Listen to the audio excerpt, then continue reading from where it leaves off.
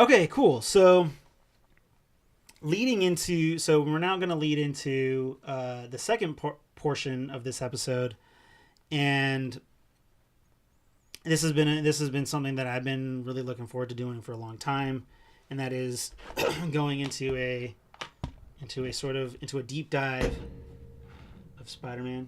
I don't know if you guys can see that, but Spider-Man. Yeah, Spider-Man. So we're going to talk. So, and one of the reasons why I have Sam on is because he's a huge comic book nerd. Yeah. He loves comic books. I do. We talked about Spider-Man all the time when we were working together. I would even talk about other. I would say, Marvel first of all, before we get into it, I would like to just say, R.I.P. Stan Lee. Yeah.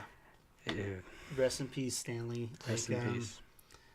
It's an amazing character. I honestly thought that guy was. I mean, technically, in the grand scheme of things, he will live forever. But for sure, dude. But like, when he died. First of all, I mean, I in the back of my mind, I knew that he was on borrowed time. He's been on borrowed time for a long time. He was like what, 91, 92? I think he was a little bit older than that, right? Was he like? No, he's about 92. Yeah. But that's old.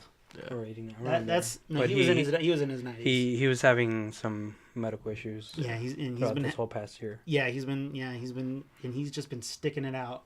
Yeah. Props to him.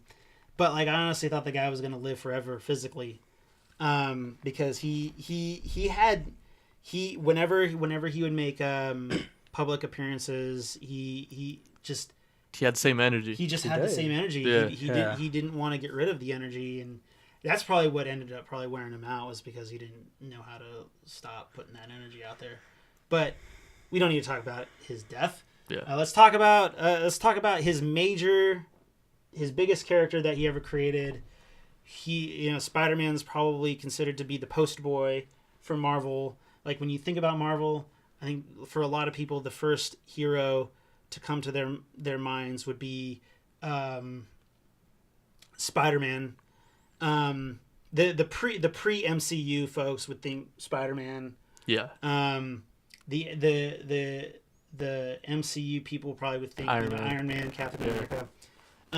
But Spider-Man the character has been in existence for 50 years, give or take, right? Maybe more. 62. Almost 62 years. Yeah. Wow.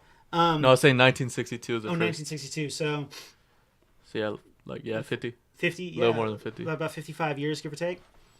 And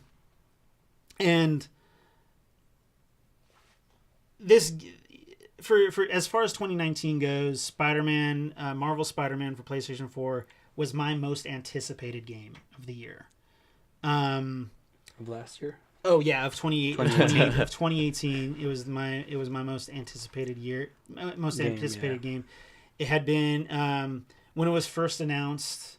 I think it was first announced in 2015. They just showed a teaser for it at E3. The next year in 2016, we got our first little bit of gameplay. Yeah.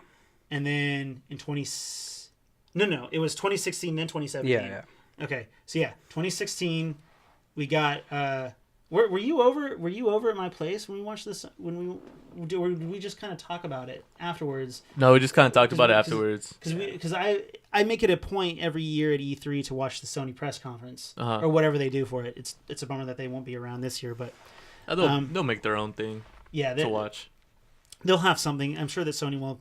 But the thing is, it's speculated that the reason why Sony pulled out of E3 this year is because they're putting a lot of focus on PlayStation 5, which is rumored to come out fall of next year. Right. Okay, that's all speculation though, all rumors. But I have been following Spider-Man with great interest.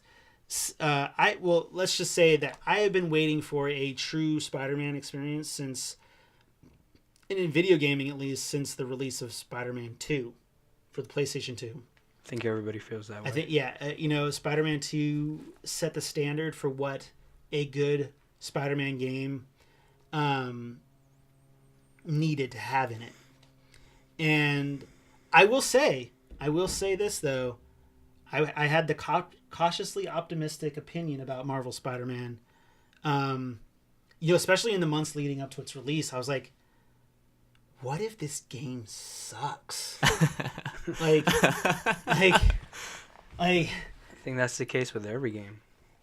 but the thing is, Spider-Man, it had huge hype. Yeah. It had huge hype. Yeah, it did. It probably had more hype than God of War 4.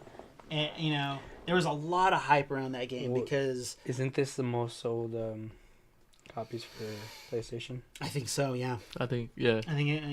It was God of War first, and then Spider-Man yeah. cleaned it, you know, wiped its face. So I was cautiously optimistic about Marvel Spider-Man. Yeah, same. There was a bunch of little signs along the way that was telling me, like, okay, this game's going to be good. When I first heard that they were making a story that wasn't based really on a comic, that wasn't really tied to the movies, and they were just kind of doing their own thing, that was the main selling point for me at first. Which honestly, like, I love, dude. Because, like Brent said, I do love comic books, and there's some, I'm not going to get into spoilers just yet, but there are some things that did differently in the comic books, and I really liked it. I was okay with some of the stuff. Well, I think that was super important for Insomniac Games to do, was to create their own version of the character. If it had been like a pulled straight from the comic version, I think that it may not have been as good. Because I don't remember if they said that before they showed the costume. Because if they had said, like, oh, this is gonna be tied into the comics or the movie, and then they showed the costume, a lot of people would have got pissed. A lot of people were pissed off about it. And a lot of people still were pissed by the costume. Yeah. The costume? What'd you guys think about it? I liked it. I love the advanced suit. I only play with the advanced suit. Well, that's the good thing about this game too, is that you have so many other different suits that you can play as. Yeah. I'll play as either the advanced suit or one of the any suit that shows the eyes, and there was the movement of the eyes. Yeah. Movement of the eyes. Oh, okay. Because I feel like the movement of the eyes is really important to the story of that game. The fact the cutscenes. The fact that you can see emotion. The fact that you can see the emotion. That just goes for Spider-Man in general. Like throughout the whole years in comics, you know, they would draw the squinty eyes, you know, or like wide eyes. Expression. And I feel like, you know, because not all the other suits in the game show the. Yeah, my favorite suit didn't do that. What was your favorite suit? The Scarlet Spider-Man. Scarlet Spider. Yeah, because it had never been in a game before, and I just always liked the design of that one. So the three versions of the three suits that I played as the advanced suit, the original suit, and the comic book the animated one. The I like that one animated too. one. Yeah, that one was a lot of fun. Yeah, that was fun to do photo mode with. Yeah. That was a lot of fun. You could do a lot of cool pics with that one. We'll dive into it. So I guess the best thing to say now is, going forward, spoiler warning, because we're gonna be talking everything from the mechanics of the game to the story to the DLC, anything within this game or related to this game is fair play for the next 45 minutes to an hour. So anybody who's watching or listening, go play the game. Go play the game if you haven't. Honestly, most people who even haven't played the game probably know how it ends because YouTube. Yeah. But if you have been really good about staying sort of like in the shadows of the game, go play it. So spoiler warning, right, going forward. So, how do you guys want to start? Do we want to start talking about just kind of like the overall gameplay and the feel of the game, or do we want to do story first? Do we want to talk about this very intriguing story? I'm fine with however you guys want to go about it. Same. So, then we'll start with the story. The story, it takes place 8 years into Spider-Man's career, Peter Parker's career as Spider-Man. So he's a lot more experienced. He's like 23-ish. He's 23. Yeah. He's a mature adult. Well, we'll put mature in quotes because I know that at the age of 23 I was certainly not mature. But I mean, he was an adult. He's experienced as a person and as Spider-Man. which I felt was really important. Yeah.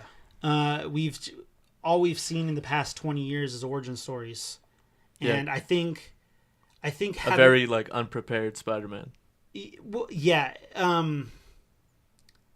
Well, the Uncle Ben story has been done to death. We all know it. And there's nothing wrong with knowing it. There's nothing, and even this game alludes to the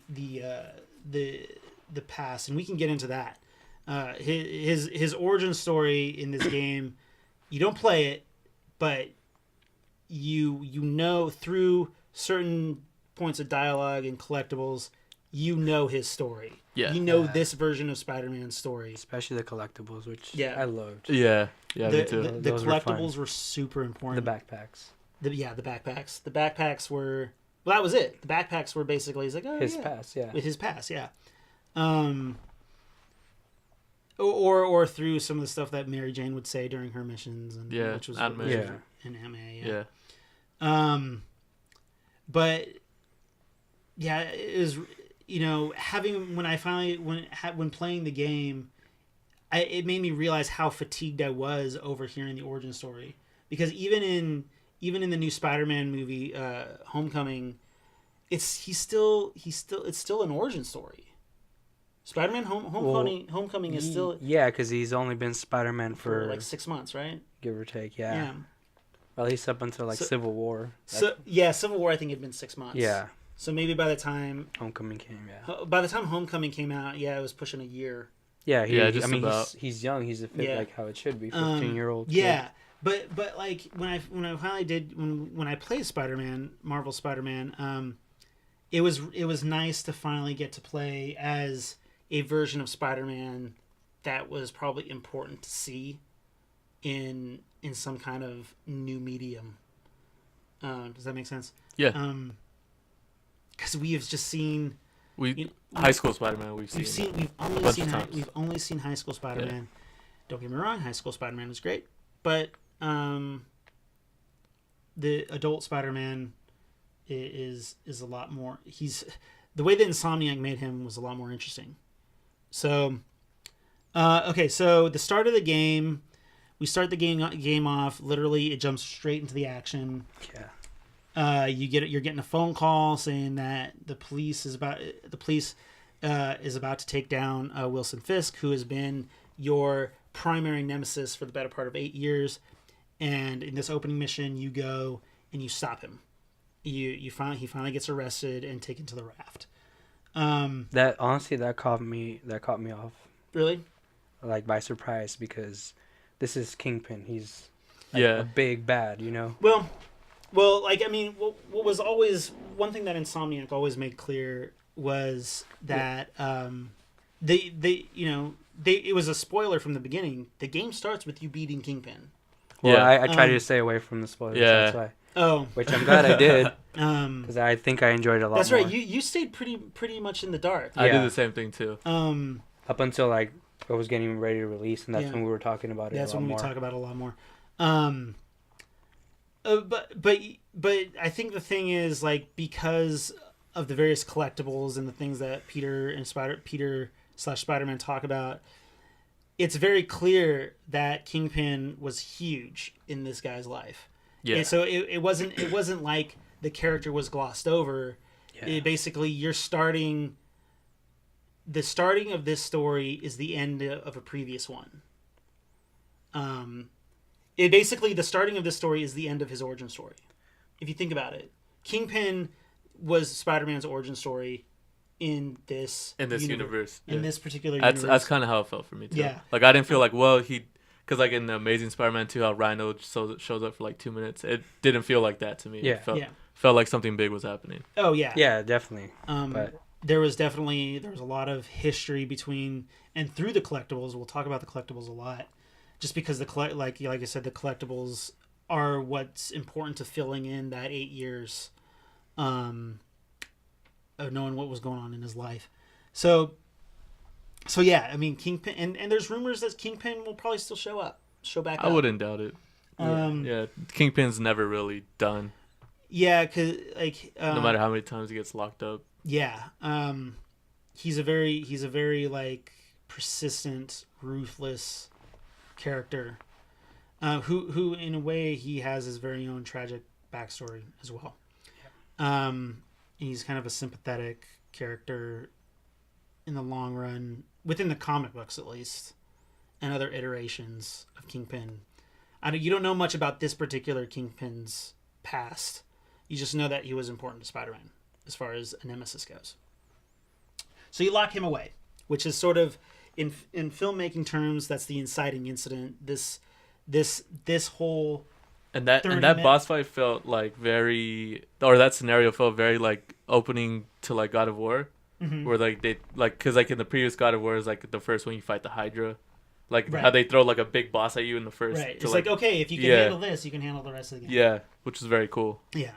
Because because like in my opinion, Kingpin was probably the hardest boss in the game, even including the DLCs. No, we'll get into that. Okay.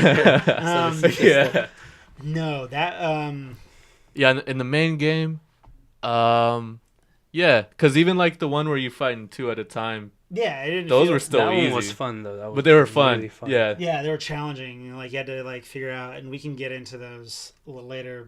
But yeah, when you finally start getting in with the Sinister Six and even Mr. Negative, those boss fights started getting a lot of people were frustrated with some of the repetitiveness of how the game works, but I was okay with it because even though there were some aspects of the game that were super repetitive in the combat or even in just the boss fights, web them up, throw some shit at them.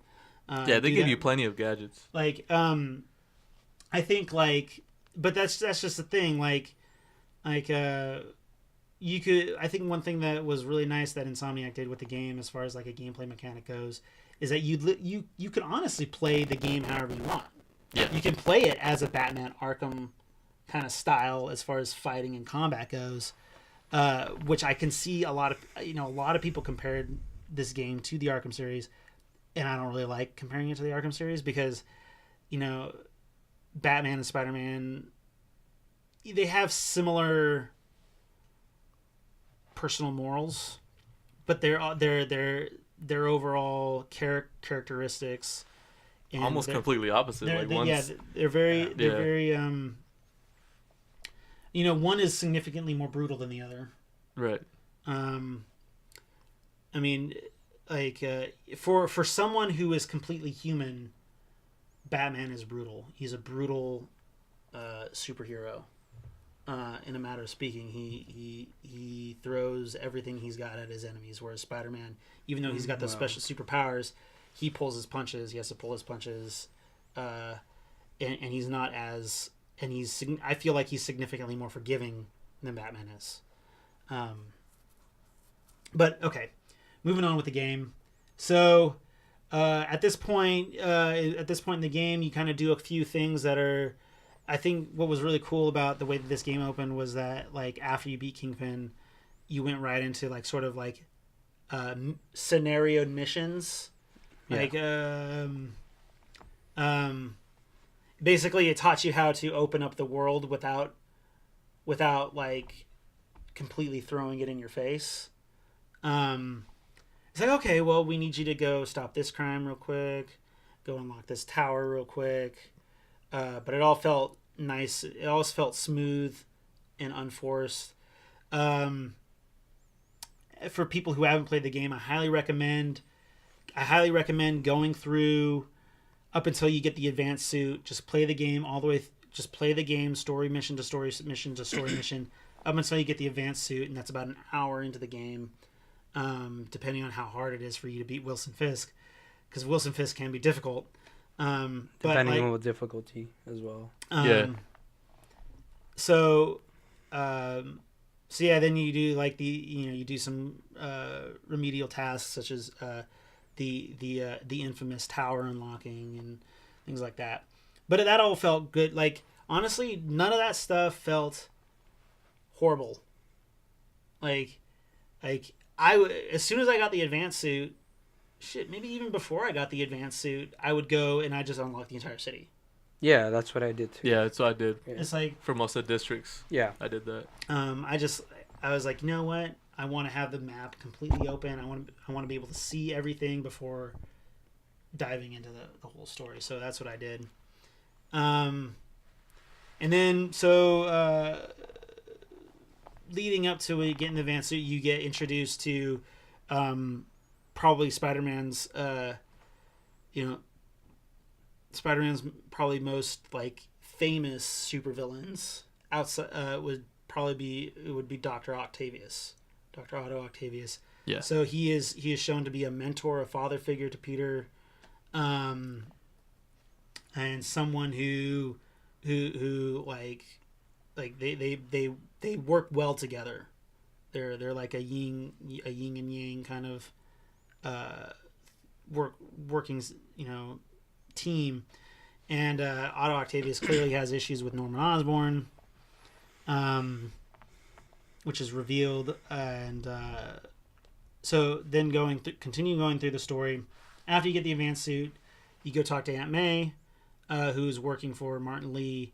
And interrupt me at any point, guys. Like, I don't want to just be the only one talking here. So he goes and he meets up with Aunt May and you're introduced to Martin Lee, who becomes in a way he actually is sort of he's very close to being the main villain of the game with Mr. Negative. I mean, well, at least for the first half. Yeah, I thought he was the main villain. I thought Dr. Octopus was gonna be just like just kind of a random. I thought he was gonna be one of the Sinister Six. I wasn't expecting that ending to be so deep. What was with the E3 trailer? They made him seem 2018. Like, yeah. They made Mr. Negative seem like he was the main villain. The main villain. Yeah. But like, did you ever go? I know that you stayed in the dark, but did you ever go back and watch some of those E3 videos? The trailer leading up. Yeah. The trailer leading up to like and then it cuts to black. Did you ever go back and watch those? Yeah, I did. And like I feel like I think it's safe to say that everyone knew that it was probably because like when it comes to you pretty much had all the primary Sinister Six people there. The staples of the Sinister Six. It's Dr. Octopus, Electro, Rhino, Scorpion, and Vulture. And usually the sixth person is a random. Yeah, it changes. It changes sometimes a lot. It's Mysterio. Sometimes it's Mysterio. Sometimes it's Kraven the Hunter. Sometimes Green Goblin. Yeah. So it was kind of obvious that we were gonna get Dr. Octopus, but it was still nice that they cut that out. And that they didn't make it too obvious. Yeah, and what's great is throughout the entire story, throughout the entire game, you are helping Otto become the villain. Yeah, Doc Ock. Yeah. Yeah, you realized. Yeah, you had no idea that you were basically improving his overall arms and his suit and the way things work with the implant. And one thing that was also really cool was that this game it took a lot of our favorite elements from other Spider-Man stories, such as the movies and the comics. So the whole thing with the implant, the neural implant, that's taken right from Spider-Man 2. Yeah, that's taken right from Spider-Man 2, yeah. And it worked. Yeah. I don't know how did Dr. Octopus go crazy in the comics? It's been different. He was just evil. He was just a dickhead. He was just a dickhead. Yeah, he was just a scientist that created the arms. Okay. Yeah. It had he didn't have an there's ailment. Different stories, but pretty much, yeah. Yeah, he didn't have an ailment really. Okay. He just wanted to take over the world and steal some arms. I would like to see Dr. Octopus come back. Because Otto Octavius is, in my opinion, Spider-Man's one and only nemesis. Well, he's the one that can compete with him in intellectual level. Yeah. So I'd love to see Otto Octavius come back. I really would like to. Spoiler: he does get defeated, and we'll eventually get into that. But I just didn't want to forget to say that I hope that he does come back. I did too.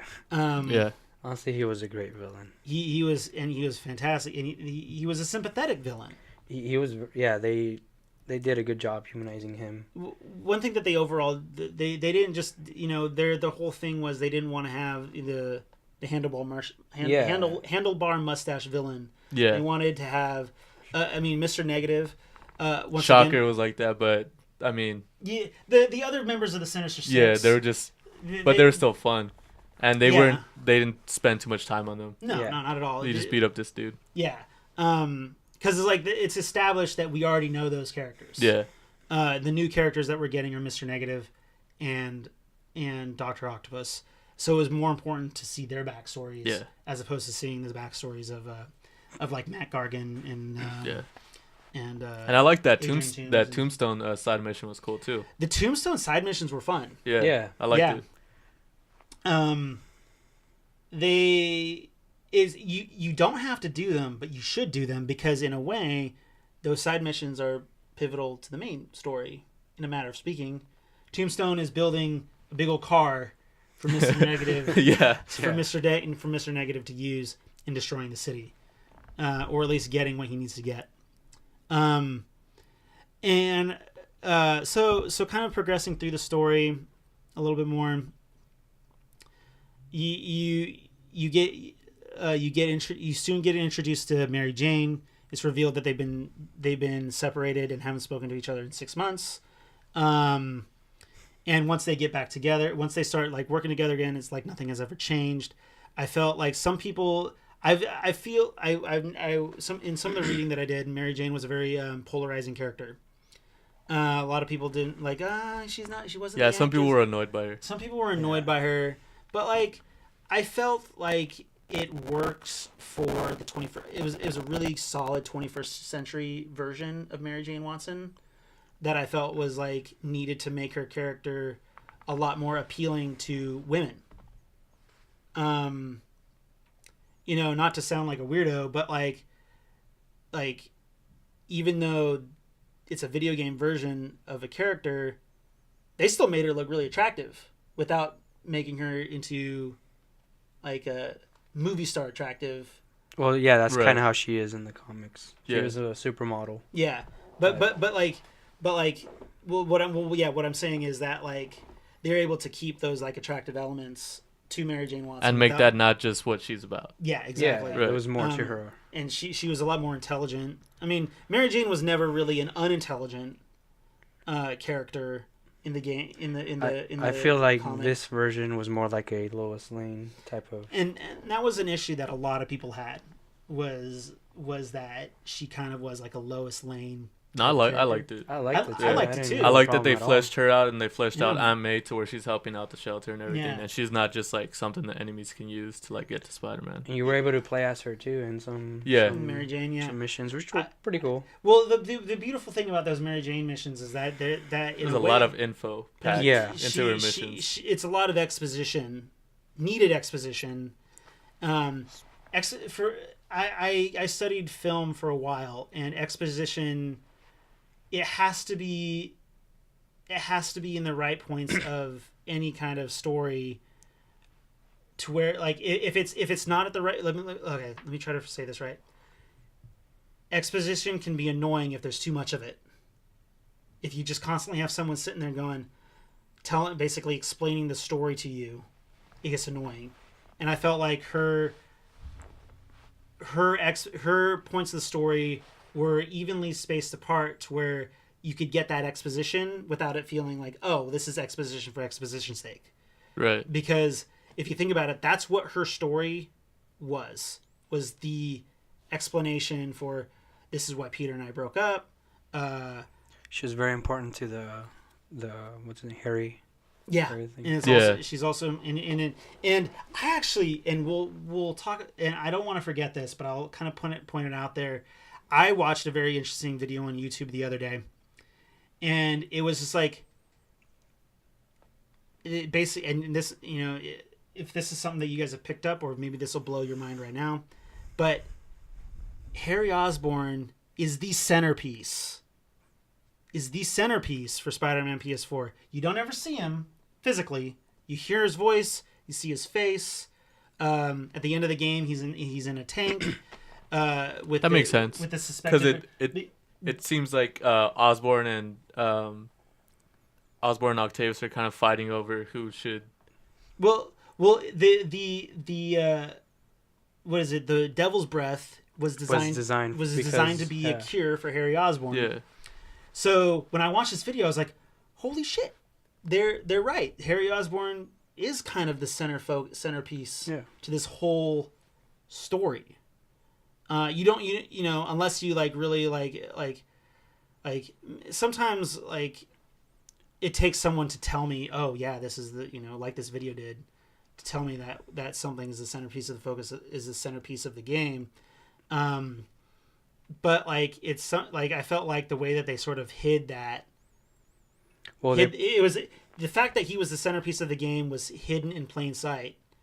Well, not only that, it wasn't like really revealed until the end. Yeah, it wasn't really revealed until the end. And at that point, you're like, oh shit! Like Harry Osborn had a very important role to play in this game. Can kind of back to the story. It's revealed. So it is slowly revealed that Martin Lee is another character with the bone to pick with Norman Osborn. Norman Osborn, he's a very interesting character. It could be just because he's a very sympathetic character too. He's lost his wife. His son is dying from the same disease, and it looks like everything that he's doing is super selfish. But in a way, at the end of the game, it's revealed, everything that Norman has done has been for the livelihood of his child. Yeah. Yeah. For sure. And he's revealed to be like, and I never, and like even as but he was a dick about it. As well acted as Willem Dafoe was in Spider-Man in the first Sam Raimi movie, he was a cold character. He was a very cold character with one agenda, and that is making money. Whereas in this game, this version of Norman Osborn, he was a little bit more three-dimensional, and that that I guess in a way like what he's doing is it's selfish for his own family, but it's also very unselfish for the fact that he's just trying to save his son's life. Yeah, it's very understandable. Yeah, exactly. And I think what's really cool is that Insomniac did what they set out to do, and not to make handlebar mustache villains. Yeah. All the villains were very even like some of the throwaway villains like Tombstone was in a way he was a sort of like a fleshed out interesting character that actually at the end of it it's revealed that he has a lot of respect for Spider-Man. Yeah. Even freaking Taskmaster. Oh, Taskmaster. Yeah, that was crazy. Yeah, Taskmaster I did not expect that at all. Yeah, me too. That was cool. We'll talk more about, because Taskmaster and Screwball, they're very similar as far as stuff that you do for these characters within the main game and the DLC. So we'll talk about them later. But Taskmaster was great. He wasn't annoying. And in a way you kind of get an overarching thing with him, and it actually has a really cool payoff at the end, and I'm hoping that I hope we see more of him. I hope we see more of him. For sure. I hope to see like a broader, like, okay, who hired That's what him? it was. Yeah, that's what it was hinting at. Like, I'm doing something for someone else. Yeah. So he wasn't really a villain either. He was just kind of like, he was just doing his job. He was just doing his which job. could have completely been a throwaway mustache type of character. Yeah. So yeah, Taskmaster was great. So continuing on. So the end of the first act is something that you probably could never imagine happening in any kind of superhero story or a video game, even though the game is rated teen, it appeals to children because it's a comic book superhero. But the end of the first act ends with a terrorist attack where many people die. Including fan favorite of Jefferson Davis.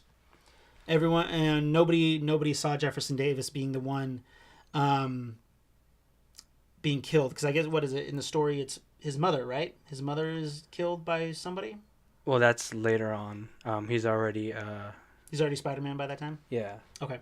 But I think it was his uncle. Prowler is the one that kills the No, mom? no. That's kind of what set him up to be Spider-Man. Oh, okay. It kind of like how they did in Into the Spider-Verse. Yeah. Okay. That was. Okay. So with this reveal of Jefferson Davis, it is also revealed that Miles Morales is part of the story, who is he is now part of 616, right? Miles Morales is now part of the 616 universe. Actually, I wouldn't be able to tell you. I haven't been. I haven't kept up either. So when they do collide though, they collide in the Ultimate one at first. So I don't know if he's I could have sworn that I thought I read something saying that that Miles Morales has been taken out of his. Well, a lot of characters have been. They're all kind of spewed across all dimensions now. Well, I think it was Doctor Doom who created the first Spider-Verse situation. No. Well, right now what's going on, or at least last time I was reading up on it, he was creating Battle World, which is pretty much superheroes from different universes and creating into one world, and that's how you got like Old Man Logan into like all new X-Men or whatever it's called. Oh, like so, like the Beyonder did with Secret Wars. Yeah, it's kind of like Secret Wars. Okay. But yeah, as for, last time I read, it was Miles Morales was with Peter Parker. In 616. Yeah. So 616 is the main Marvel Comics universe. So if I ever that's just kind of whereas like the Ultimate Spider-Man universe is separate than that, and even this Spider-Man is part of its own universe. Yeah. But it's still, this universe is still in canon with the other universes. But he's just its own universe. Whereas the MCU is similar. It's the MCU universe is still within canon of all the other universes, but the way you see it is through movies. The same multiverse type of thing. That's kind of my understanding of how all these universes work. Because even there was there as a sort of a sequel to this game, this version of Spider-Man got its a comic adaptation in what was coming into, I forgot what the story arc is. It's basically Spider-Verse 2. Is this version of Spider-Man in the Spider-Verse movie or no? It's kind of like there's a Easter egg in there. Yeah, there's an Easter egg. But yeah, they're making a comic book from this. Yeah, I saw the comic book cover with the advanced suit. Spider-Geddon. That's what the arc is. Spider-Geddon.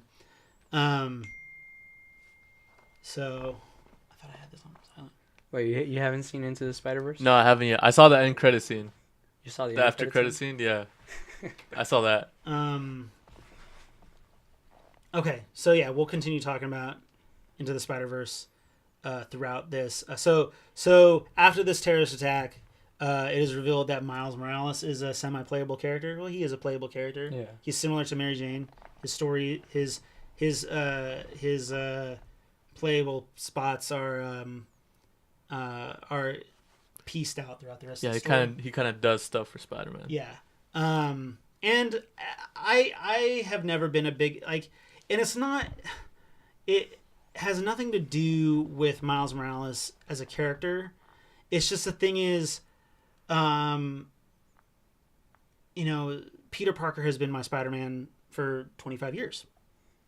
Ever since the days of watching the Fox Kid Spider-Man animated series show, Peter Parker has been my Spider-Man. Peter Parker is the only Spider-Man that I've ever known. So when you start bringing in other characters to start sort of phasing out older characters that you really like, I get really I start getting a little frustrated because, and it's kind of along the lines of Red Dead Redemption 2. I fell in love with John Marston. John Marston with Red Dead Redemption 1. John Marston is the heart and soul of that game. Sometimes you can't say that about main characters.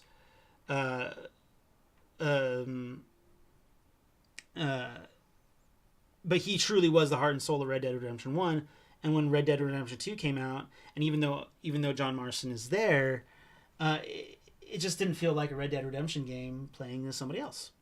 So that's just kind of the way it is for me with a lot of things. So I've always been very hesitant to accept Miles Morales as a version of Spider-Man that is actually a really good version of Spider-Man. A lot of people really like Miles Morales, and I'm starting to get there. I'm slowly starting to get there, with Miles Morales in this game, and then with Into the Spider-Verse. I'm starting to slowly accept him more as a version of Spider-Man that could take Peter Parker's place. But I'm still not ready to give up Peter Parker as Spider-Man yet. This is a version of Peter Parker that I really like, and I want to continue to see where this version of Peter Parker goes with the second one and even a third one. I don't want to lose Peter Parker entirely, but I will gladly accept Miles Morales as like, if it was a 50-50 thing, Peter Parker, Miles Morales. I don't want to lose Peter Parker just yet. What if they have their own like Miles Morales Spider-Man video game? That could be interesting. See, and like I literally thought one of the DLCs you were gonna like train as him. That could have been interesting. That's what I thought they were. Maybe in the future. I feel like they're gonna save that up for that. I game. think he's gonna be a semi-polished Spider-Man by the next game. I think he'll know what he's doing. I think he'll be. I don't think it'll be an origin story for Miles Morales. Well, you kind of got. I think it some will. of it in this one. That's what they. I think by the time that the next Spider-Man game comes out, I think Miles Morales will have been. I would hope that Miles Morales, and keeping along the tradition of like trying to stay away from origin stories, it would be nice to see Miles Morales maybe a year into a Spider-Man training. Yeah. And so that way it's just like you're not just kind of like you're not constantly having like having to get explained what to do and things like that. So I'm kind of hoping, and it'd be really cool is if they had a fun. You know how in Grand Theft Auto 5 you can switch between characters. Yeah. Mm-hmm. I think that would be really interesting. That would be cool if you're in the open world and you could just switch between. Or even like in a mission if like they're doing two separate things. Oh yeah. And you could switch between them. Yeah, that would really be really cool too. Just like down or up on the D-pad, and you're a different version of Spider-Man, and like not to completely rip off Grand Theft Auto 5, but I always thought it was really interesting when you did transition to another character. They're always doing something random and weird. Yeah. Especially with Trevor. Trevor would constantly wake up like naked or like coming out of some sort of bad trip, and but it would be really cool is if like okay like you're like you transition from Peter to Miles, and Miles is just kind of like he's like fucking around doing something, and then he's like, oh well, okay, now I got to go off and be Spider-Man, or then switch back to with Peter kind of always being the serious one. When you switch back to him, he's always doing something meaningful and purposeful. So I think that there could be a lot of humor in the next game with Miles Morales because he's young and he's learning Spider-Man. But I don't want him to be. I want him to be new to it, but not straight up new to it. Like he's like a year. I mean, he's still like I get what you're saying. He'll be the inexperienced, but still knows kind of what competent. he's doing. Yeah, exactly. Okay, so in this terrorist attack, Jefferson Davis gets killed. Miles Morales is devastated, and there's a funeral. And Peter Parker Spider-Man feels a lot to blame because. Like Martin Lee was right in front of his face and he didn't know it, and that he was knocked out in the explosion, so he couldn't come in, he couldn't do his Spider-Man thing because he was out of commission. So he feels guilty for that, and over the course of the second act of the game, things are just kind of spiraling out of control in New York City, and Otto Octavius is starting to, like, you're starting to see the signs of him becoming a villain. He's getting angrier and angrier at Norman. You continue to learn more and more, and please, like I said, if there's anything that you guys want to touch base on while I'm talking, just interrupt me. You slowly start to see more of the history, the complicated history between Mary Jane and Spider-Man. That it wasn't all like love and roses and all this, happy endings for them. They're very much two different human beings with their own separate goals and agendas in life, and you start to see how their relationship started to unravel, which is really cool because it creates more complexity to both of these characters. Yeah, honestly, that's another thing that I loved about this game is that it made Peter relatable. Oh yeah. Like, for example, in the very beginning, right before he jumps out of the window, Mm-hmm. you see a rent due or overdue thing. Yeah, the eviction notice. Yeah, the eviction notice and stuff like that. Like, he's not only struggling as Spider-Man, but he's also struggling as a human Peter. being. Yeah. Yeah. And it's interesting because one of the most heartbreaking, one of the most heartbreaking and relatable points in the game that I've ever experienced, because it's something that I've experienced first off, is that it's at the end. It's towards the end of the second act. You've arrested Martin Lee, and you're having that brutal texting conversation with Mary Jane. Oh yeah. Oh. And it's just like the amount of times that I've gotten involved in those kinds of text messaging where it's just like, okay, well, I need some space. I'll call you later, or maybe I'll call you. That was heartbreaking and relatable, and it's just like you couldn't help but feel, in a way, you couldn't help but feeling sorry for Peter Parker, but also understanding where Mary Jane is coming from too. Because her character is established as being, not to sound cliche, but a strong, independent woman, and she just wants to be treated as such. And she's tired of being the damsel in distress, but she's not doing a very good job of relaying that information to Peter. Even though like there's a lot of hints, it's hard. I noticed that, especially towards before she finally lays it all out for him, the message isn't getting registered with Peter that even though Mary Jane is being sort of like unrealistic in what she wants, it's a very realistic point of view. She doesn't want to be damsel in distress. She wants to be an important part of the Spider-Man crime fighting team. Yeah. But like just seeing it's like seeing that struggle between a boyfriend and girlfriend. It was very just like, oh man, like boy, they sure got that aspect. Yeah, both sides misunderstanding each other. Yeah, because there's a lot of, in today's day and age of the 21st century, especially through text, and I thought that was there was miscommunication in the text where Spider-Man says it's over, and she takes that as being, oh, okay, our relationship is over, but when in fact he's talking about the fight. He's talking about the fight, and how then the amount of times where like a certain emotion can't get relayed through text is super relatable. And I just thought that was really cool. But yeah, so the second act, there's a lot of action build up, and there aren't a whole ton of key points in the game. It's a lot of like this, like, okay, well, this is happening with Doc Ock. Okay, this is gonna build to a great payoff. This is what's happening with Mary Jane and Peter Parker. This is gonna build to a great payoff. This is what's happening with Miles Morales. It doesn't necessarily pay off in the main game, but it'll eventually pay off in the DLC, somewhat. So a lot of the second act is just a lot of build up leading up to a very, very explosive end of the second act with the Sinister Six breaking out of the raft. Yep. Dr. Octopus being the mastermind of the breakouts. Yeah. And you're finally introduced to, and for someone who's a huge Spider-Man fan like me, and I'm sure that for you, seeing those classic villains, the villains that you've grown up with the Rhino, Scorpion, Electro, the Vulture, those are, and even Dr. Octopus, those are the quintessential necessary Spider-Man villains that we all know and love. And it was great. And you can argue that those are probably the best versions of them, like in terms of like the films, and other video games.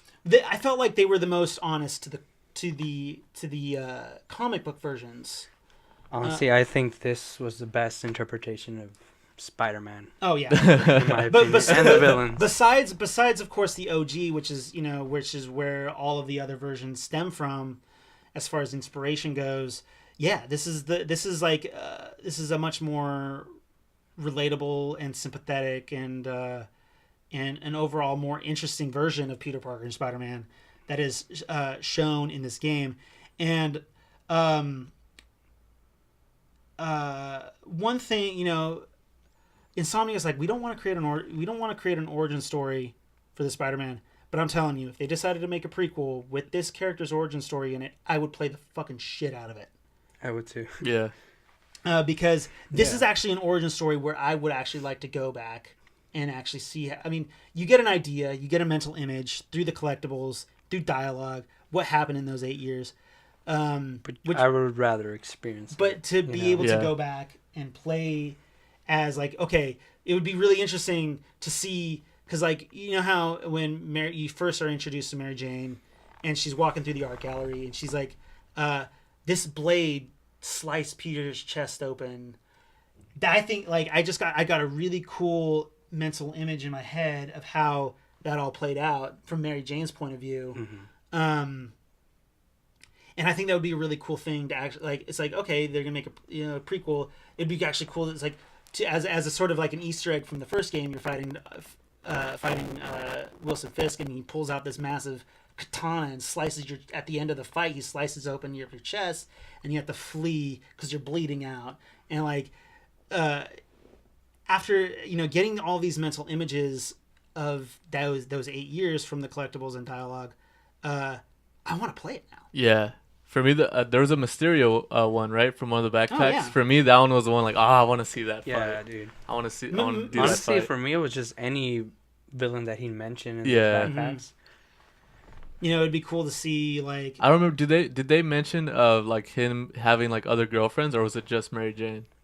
It was just Mary Jane stuff. I mean, right? until we get into the DLC. Until we get into the DLC, I mean, it's sort of hinted on in the main game that during one of their because it's implied. Yeah. It's implied that Mary Jane and Peter Parker's relationship has been rocky, sporadically, and that this isn't the first time that they've been broken up. Yeah.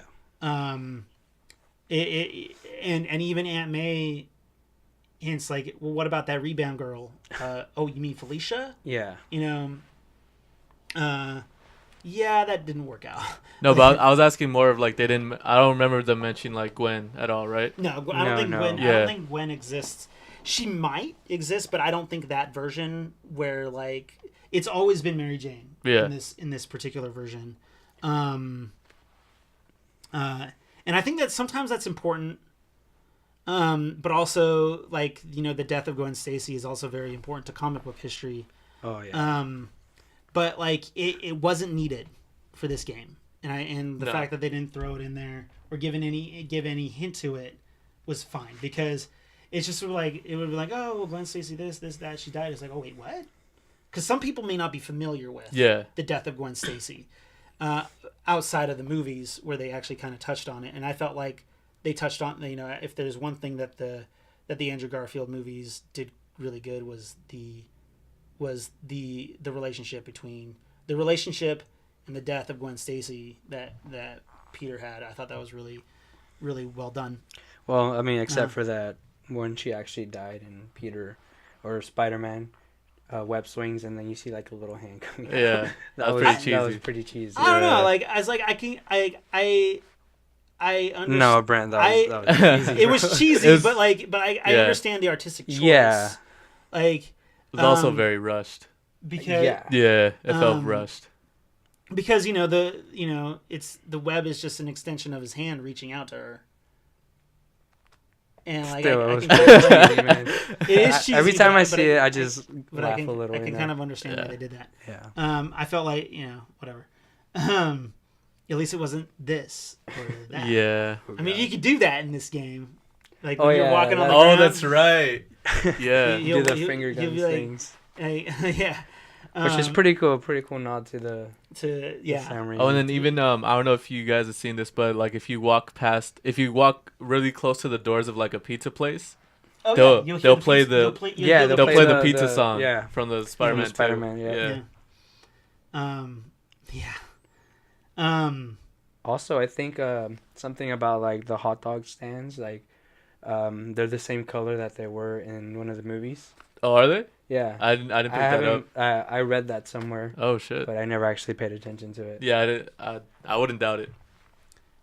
Okay, so to continue on with the story, Act 2 ends with the reveal of the Sinister Six, and that Otto Octavius is kind of going crazy from the neural implants of these arms that he's developed, that Peter's helped him develop. And then right after the introduction of the Sinister Six, Otto Octavius releases Devil's Breath, which has been a huge point in the game that I haven't really touched base on. But Mr. Negative has been trying to get his hands on Devil's Breath because Devil's Breath can essentially wipe out. It could potentially be a global terrorist, a global like bioterrorism kind of mass epidemic. And he ultimately both Mr. Negative and Otto Octavius want to use this stuff against Norman Osborn to tear him down. And in a lot of ways they succeed. So that gets released. So throughout the third act, you're in a way you're putting out literal and metaphoric fires. You know, you're just going around trying to like, in the This is around the time that Sable starts to get involved. Oh yeah, and Silver Sable's getting involved and they're being a pain in the ass. There's a lot of points in the story that it's like it's kind of hard to really touch on all of it. But in the course of one mission, you're going from one end of the city to the other, like stopping mass riots, and then at the end of it, you're in a fire. You're having to rescue, but in the end, Mary Jane does the rescuing. Mary Jane rescues Spider-Man from burning Inferno, and everyone is safe, and they start to they have a sort of like they get a better understanding of each other. Mary Jane is like, I just want to help, and Spider-Man is, well, I'm sorry that I made you believe that you couldn't help. And then all of a sudden they're better, they're good. You can start seeing like the hint of the romantic relationship coming back, and then you jump right into revealing why Otto Octavius busted the Sinister Six out, and that like he can help them. That basically for a price, he can help them, become what they want, get out of what they want. So that's the reason why they're all working with Otto, is because Rhino can get taken out of his suit. Electro can become pure energy. Yeah. Matt Gargan he'll get a clean slate. That's the Scorpion. Matt Gargan is Scorpion. And Vulture will get a cure to his cancer that his wings have brought upon him. So they're all working. They're all helping Otto Octavius Martin Lee out. will get his revenge. Because in the end they just kind of want to like get away and do their own thing. Except for I think Electro. I think Electro just wants to blow everything up. Yeah.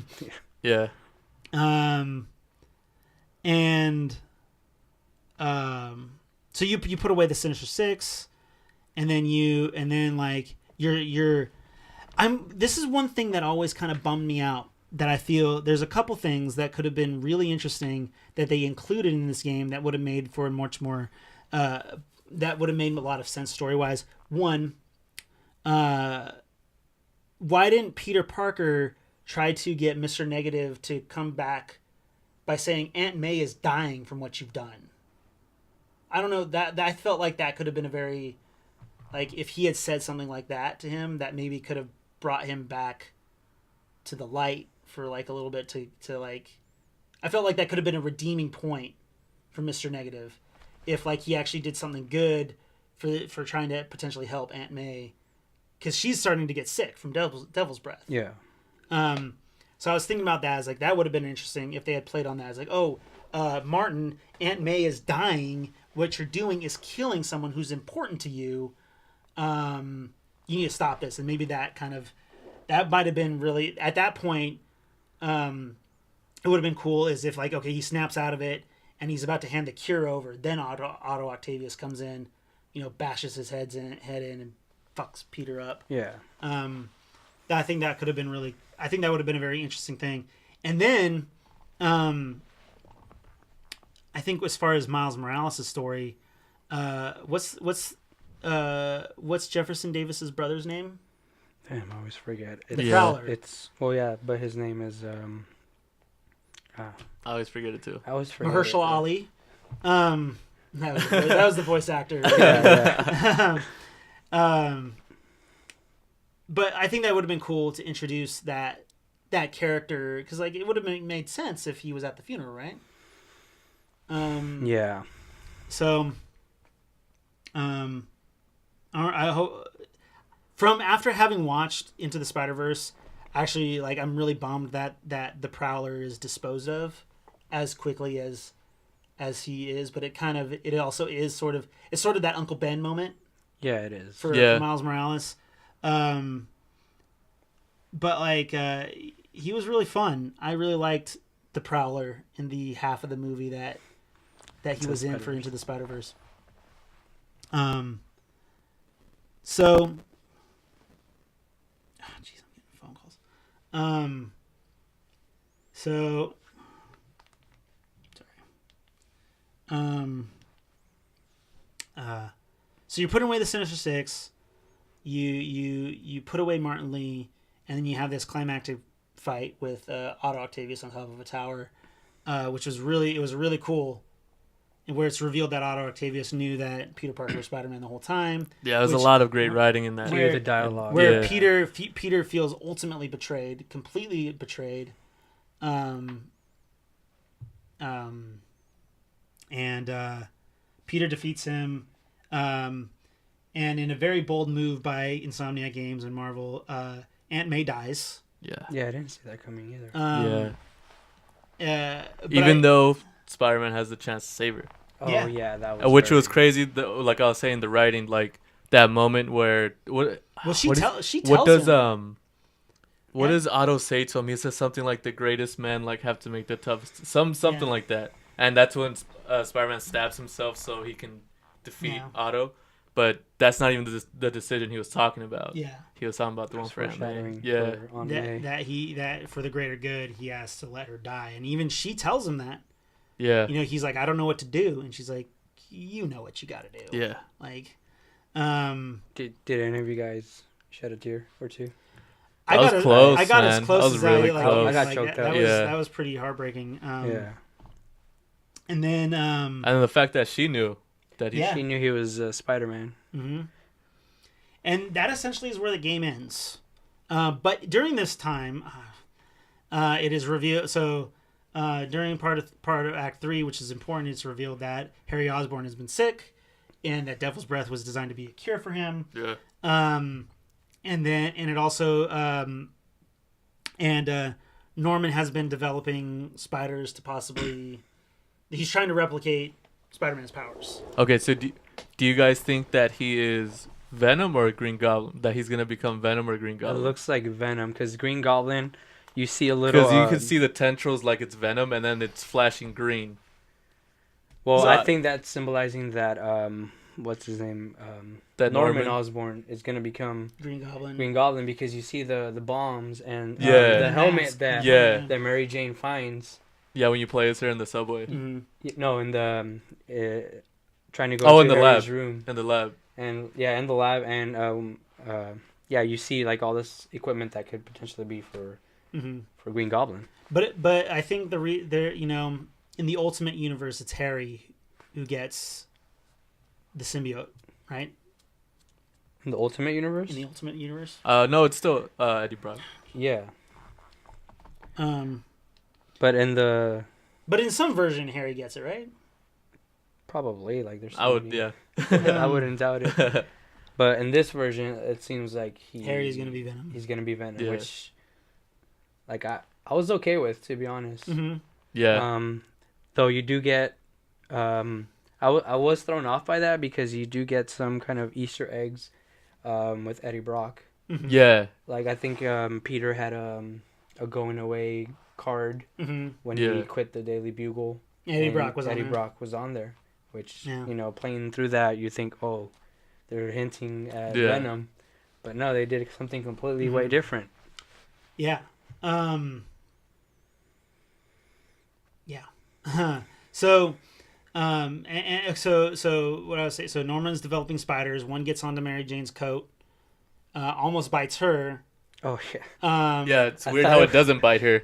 But it after Spider-Man saves her, they get taken back to Feast. It comes off the coat and it bites Miles, which is like, okay, well, here we go. Miles Morales is going to start getting. And then at the end of the game, in one of the post-credit scenes, it's revealed that, like, okay, he has Spider-Man powers too. Peter Parker reveals himself to be, which was honestly, it was pretty funny. The dialogue, because he comes up to Peter, asking him about like advice, and Peter thinks it sounds like puberty. Yeah, it sounds like puberty, and Peter's like, oh, but then like you see him jump on the ceiling. Yeah. He's like, oh, okay, and then Peter jumps on the ceiling as well. Yeah, to show that they both have the same power. And so, pretty cool. Yeah, and so this leads into the DLC. We've been talking for a while. It's all good though. So this leads into the DLC, and the DLC is hinted on a little bit in the main game with Black Cat side missions, and you finally understand what's going. When I went back and played the game for the third time on Ultimate difficulty, having completed the heist, I was like, okay, this makes sense with the Magia, what she's doing. She's scouting out these locations where the hard drive could potentially be hidden. So it was like, okay, it all makes sense now. Like the stuff that you do in the main game associated with Black Cat makes sense for the thief. Or no, not the thief, the heist. The heist, which is the first chunk of the City That Never Sleeps DLC. And it is revealed that Black Cat is trying to wipe out, or is trying to give all of, like, what is it? According to Felicia Hardy, her kid was kidnapped by Hammerhead. Yeah. And so she's trying to get any information on other Magia Dons for Hammerhead. In this DLC, I think the heist was probably my favorite. I thought that was going to be mine. Mine was Silver Lining. I feel when we'll get into Silver Lining, but I do think that the final boss in Silver Lining was the best boss fight in the game. I agree. I liked playing the heist more, but I like the story in Silver Lining more. Yeah, with Sable. With that. I think I can see what you guys I can see what you guys mean by that. That connection with Sable. Yeah. Dude, okay, we'll talk about that when we get there. So the heist ends on a very crazy cliffhanger. Yeah. It's shown that Hammerhead has blown up a building that Black Cat was going in. You don't know what we all knew that Black Cat was gonna be all right. Yeah. But to end on a cliffhanger like that, it's very interesting. And the heist also does kind of expand on Peter Parker and Mary Jane's relationship, and even their past relationship. It's things get awkward when it's kind of when Spider-Man starts thinking that the kid could be his. Yeah, which was I thought that was a pretty cool thing that they added. Yeah. So I thought that was really cool, and Mary Jane was like, "Ew." Yeah. And then she hangs up. Hangs up, and she's like, "Oh, I'm sorry." And it's implied that she's like, "I fucked around with other guys." Well, yeah. And Peter's like, "Wait, what?" So yeah, and then the second DLC was Turf Wars, where you're officially introduced into Hammerhead, and it's told from the perspective of Yuri Watanabe, right? Whereas she's going through her investigative files and stuff. Yeah, so the first heist is sort of told through the perspective of Mary Jane, in a matter of speaking, and then the heist, Turf Wars is sort of told from the perspective of Yuri Watanabe, and this is sort of like a origin story how she becomes a villain. Well, more like a vigilante. Right. Yeah. So it's revealed that she's been hunting down the Magia Dons for the better part of her entire life because they supposedly killed her family. or her family became corrupt by them. Shit. I don't No, remember. it was Her father was corrupted. Was it? Oh no. her men were killed by Yeah, but it's earlier perceived that her father was became a dirty cop. Oh, Maggia, right? I But then don't it's actually remember. revealed that he wasn't, or whatever, and that he just ended up getting killed. I'd have to go back and play it again. So that ends that DLC ends with a confrontation with Hammerhead.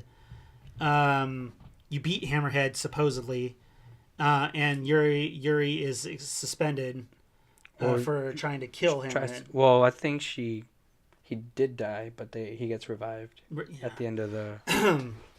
Through science and mechanics. And so so the cliffhanger to Turf Wars is Hammerhead isn't dead, and then you got to wait another month for Silver Lining to come out. So Silver Lining comes out, and throughout this entire time, the Magidons have been collecting old Sable tech, and Silver Sable was the main character in the main game. But her story was very, very side. It was off to the side. That wasn't. Yeah. I've only when I did the description of the main game, it was just from Peter Parker's. It's just Peter Parker's part of the story. But yeah, Silver Sable is a very important part. And she's basically, it's in a way it's told from her perspective. Silver Lining. It's just like, why is she back in New York? What is her problem? And it's revealed that she's just trying to get her weapons back so that way she can help her own country with the civil war that's going on. Symkaria. And a lot of people commented that Symkaria, the name of the country was name dropped. Yeah, I was about to say that. So I have a feeling that Symkaria will have it play they don't. Do they say like where it is, like in the world, or no? No, I think it's somewhere in Africa, right? I don't even know, to be honest. Yeah, because from what I was saying, I was like thinking, oh, that sounds like somewhere in Africa. I was like, maybe that's like where Kraven's gonna come from. Oh yeah, that'd be interesting. Or it could have been a former communist state owned by Russia, and then maybe. Oh yeah, maybe. Or Ukraine or something. Yeah, somewhere along those, somewhere in there.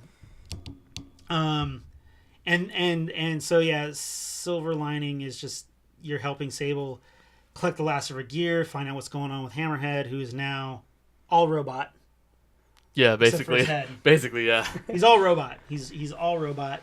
And that goes into like one of the most is probably like the most like complex boss fight in all of the Spider-Man. Yeah. Content. It was different than the rest, I feel. He had like 3 stages. He had quite a few stages of combat, of fighting, of different parts of his boss fight. And if you fucked up, you'd have to wait like 10 minutes before you got a chance to like really hit him again. It's like damn. And you have to time. Sable's dropping these electric bombs. If you missed it, you'd have to wait until she dropped. Oh yeah, to stun him. So it was really cool. It was really cool. Had a lot to do with timing and precision of your attacks, and that took me a long time. That boss fight, it didn't really. It was it wasn't like that. It was hard, but it was just time consuming, and but it was fun. So we've kind of gone over the entire story of the main points of the story. Of and I also liked that that conversation. I forget if it's in Silver Lining where Miles like randomly calls Peter. Oh yeah, that was in Silver Lining. You're kind of learning. Well, throughout all the DLCs, you're kind of learning what's going on. But they talk mostly... specifically about like web swinging, where he's like learning about pendulum stuff. Yeah. And he's like, why do I need to learn about this? Yeah. He's like, what? You find out that as Peter's fighting, he has to do all this math and science. Yeah. In order to survive, pretty much. Which that was pretty cool to like distinct. Like Miles is also smart. He's not he doesn't just have powers. Yeah, Miles isn't dumb. I think the best part though of Silver Lining was the Dig Boys. Yeah, I was cracking up, dude. That was funny. So now we'll kind of start, and then so we've kind of touched over the entire story, and maybe we can, let's go for another 20 minutes or so here, and we can talk about the side content.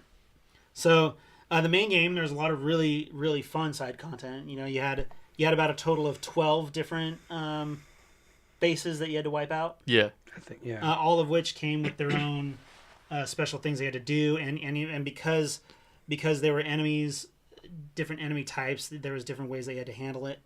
Those were a lot of fun. But I will say this, though, when it came to the DLC, those side missions, they started becoming repetitive and annoying.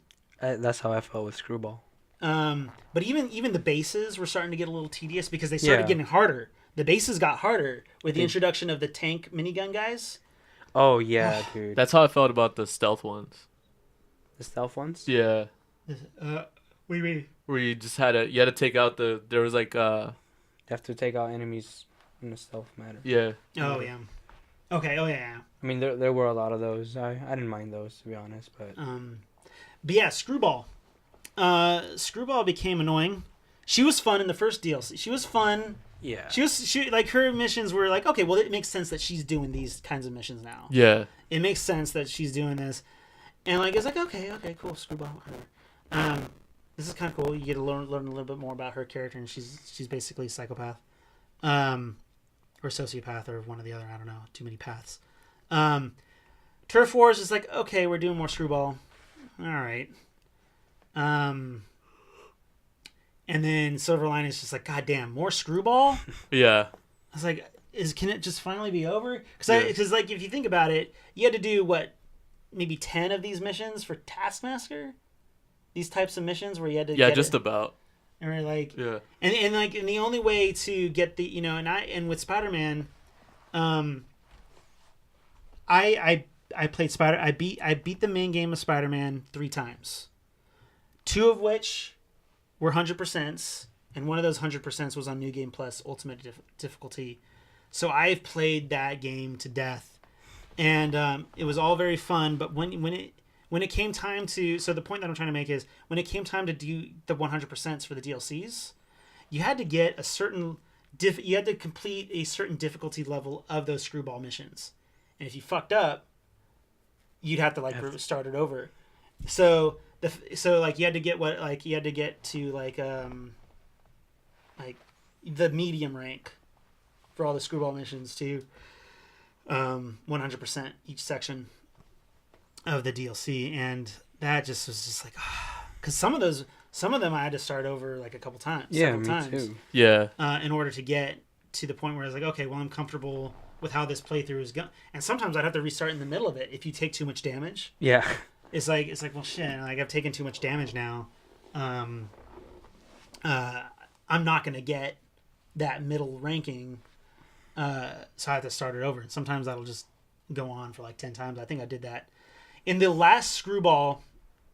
In the last DLC, there's always that really, really hard Screwball, which is it's usually the straightforward, the straight combat where like you're just fighting waves of enemies, and like there was like tons of those big old tanks with the miniguns. Those fucked me up. Those were the biggest issue, were those tanks with the miniguns. And when I mean tank, is like I mean like a big brute character, not like an actual tank. Are you talking about the ones that had also the machine guns? Yeah. Oh, those were annoying. Yeah. Those were awful. Like Spider-Man is not a bullet sponge, which I like. Spider-Man, yeah.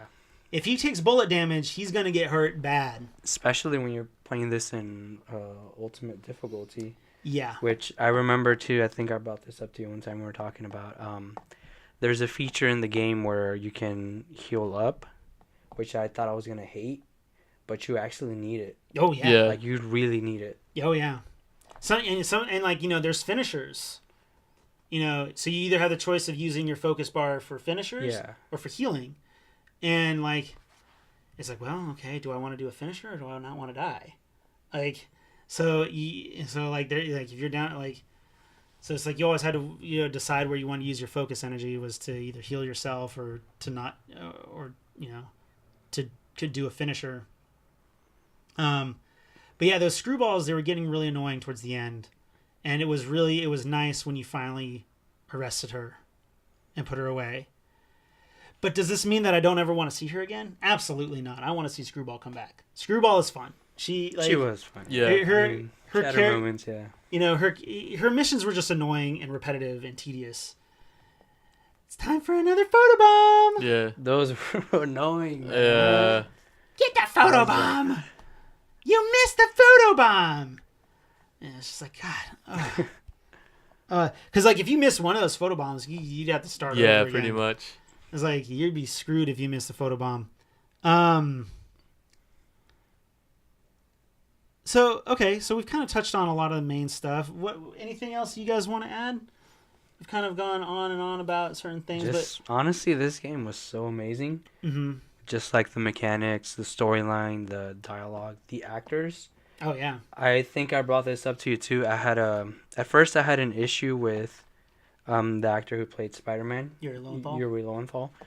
Not because of his acting or anything, it's just that I know him from other work. Mm-hmm. Sure. More notably, in Naruto, he played Sasuke. And for a little bit, that's all I would hear. But as time progressed and the more acting he did and just how great his acting was, now I only hear, like, I've seen some interviews of him and other people. And you can't hear him. Yeah. You just hear Spider-Man. I hear Spider-Man now. And Spider-Man has his own distinct voice, and Peter Parker has his own distinct voice. He mentioned that too. And honestly, I think this is his greatest work ever, in my opinion. And I truly believe that Spider-Man PS4 got snubbed up the wazoo at the Game Awards. Yeah. And I think that Yuri Lowenthal should have taken home Best Actor. I agree. I think he if there was one award that Spider-Man needed to win, it was that one. But I think the biggest issue was the reason why Red Dead Redemption 2 did so well was because it was fresh. Red Dead Redemption 2 was fresh in people's minds when their Game Awards were going on. And that's the reason why I think it won a lot of games, because in my opinion, Red Dead Redemption 2 is not as strong as Spider-Man and God of War as far as story goes. I mean, I haven't played much of it. I know that there's a really great story there, but I feel like there's something a lot more intimate about the stories of God of War and Spider-Man, and I think that because I think it won Best Narrative, right? Did it get Best Narrative for the Game Awards? Did Red Dead Redemption 2 get Best Narrative? I think it did. Yeah. And I don't think it deserved it. I think God of War should have got Best Narrative, or Spider-Man got Best Narrative. And even the music too. The music got snubbed for Spider-Man. The music is really amazing. Mm-hmm. I think I can distinguish it whenever it comes on, just like Star Wars. Yeah. And anything like even Marvel now with the MCU. Yeah. It's pretty good too, but the music was really amazing in this one too. Yeah. Well, we've been chatting here for a better part of almost 2.5 hours. So I think it's probably about time to wrap it up. So any closing comments from anybody here? Just can't wait for the second one. Just can't wait for the second one? Yeah. Oh man, same dude. I remember still after finishing this game, that's all I would talk about. Mm-hmm. That's how much I love this game so much. I couldn't put I had to finally on my Instagram channel. I had to finally just say I am retiring Spider-Man for a while. Because like I said, I beat that game. I probably logged more hours into Spider-Man than any other game last year. Yeah. And Spider-Man had a great year last year with just this game and Into the Spider-Verse. And Venom. Yeah, Venom. Well, I mean, that wasn't part of Spider-Man. No. It's its own universe, Yeah. which maybe we'll have an episode about that later. Yeah, maybe not. But yeah, so this has been a really great first episode back for 2019. I appreciate Sam for coming by. I'll have you on again. Isaac, thanks for coming by. No problem. And I looking forward to 2019, and hopefully in a couple weeks I'll return. The goal now is to once we like where things are going with the podcast, we'll have a much more distinct schedule for releasing. that may take a little bit of time to sort of flesh out, but it is my goal to put an episode out once every 2 weeks. As a matter of fact, this Spider-Man episode may not debut because I'm going to split them into 2 parts. I'm going to, the Spider-Man episode probably won't debut for at least about a month. It could potentially not come out for another month, because I'm going to put the first part out with the 2019, hopefully here in a few days, and then wait about another week, maybe 2 weeks. So it'd probably be about 2 weeks before this portion of it comes out. But then hopefully in February we'll be talking more about Resident Evil and Kingdom Hearts, and should be another good year for gaming. Yeah, for sure, man. Yeah. All right, everybody. Well, thanks again. Thanks for coming by, and we'll be back soon. Later. Later.